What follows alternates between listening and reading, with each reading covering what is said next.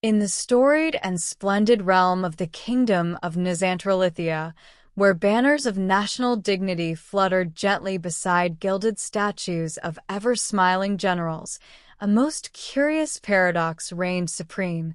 The hands that bore iron cudgels against dissent were, in the same breath, delicately outstretched to beg for coin from the very peasants they chastised.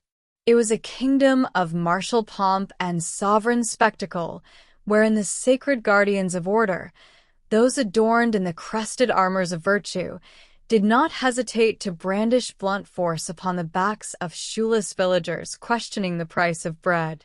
And yet, when the time came to procure even the most unmentionable of undergarments, these paragons of national might turned humbly to the state coffers, lest their own purses be sullied by such pedestrian purchases. The Royal Scroll of Expenditures, a tome so vast it required a small ministry to turn its pages, revealed with unblinking candor that the illustrious guardians of the people, whose armored boots pressed with such vigor upon the chests of those same people, were clad not only in government-issued uniforms, but in taxpayer-sponsored silk. From armored tanks to cotton trunks, from tear-gas flasks to embroidered socks, not a single item of utility nor vanity was acquired without extracting tribute from the villagers of the land. The citizenry, told daily to endure austerity for the kingdom's survival, bore the double burden of both bruises and invoices, each blow to the ribs followed by a receipt.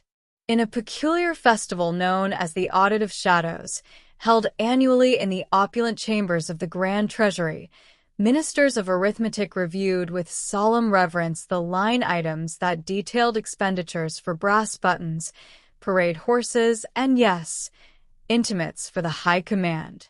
When a lowly scribe dared ask whether a nobleman of rank might fund his own drawers, the hall fell into scandalized silence, as if the question itself were an act of treason. For in Nizantralithia, it was long decreed that to suggest self-reliance from the guardians was akin to undermining the very pillars of state.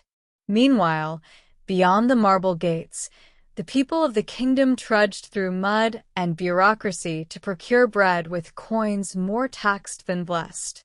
Each bite they took, they were reminded, through enchanted scrolls and arcane broadcasts, that they were safe, thanks to the benevolence of a military whose toiletries alone required annual tributes rivaling the education budget of 3 provinces.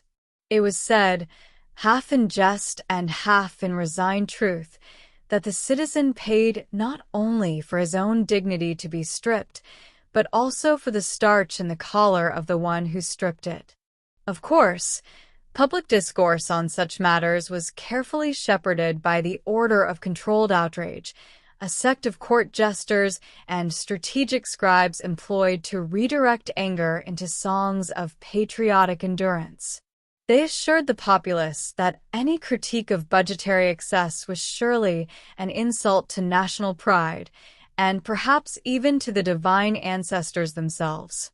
In sermons and scrolls, they extolled the purity of a system wherein might was subsidized by the meek, and valor was dressed in fabric finer than the people could dream to afford. Some whispered, in hushed circles lit only by candle and courage, that perhaps true strength did not require lace-lined briefs nor jewel-threaded regalia. These whispers, of course, were swiftly drowned out by the clanging of metals and the thunder of boots at yet another parade celebrating internal peace achieved through externalized fear. Let none question, the Chancellor of martial modesty proclaimed, the sanctity of our protector's garments, lest you wish to live in a land defenseless and indecent. And so it was that the kingdom of Nizantralithia, resplendent in its absurdities and blind in its self-admiration, marched onward, its champions cloaked in the people's fabric, both literally and metaphorically. In this land, strength was measured not by restraint nor reason, but by one's ability to silence opposition while submitting laundry receipts to the state. And the people, ever so generous in both blood and coin, learned to bow not only to power, but to the paradox of funding their own subjugation, one undergarment at a time.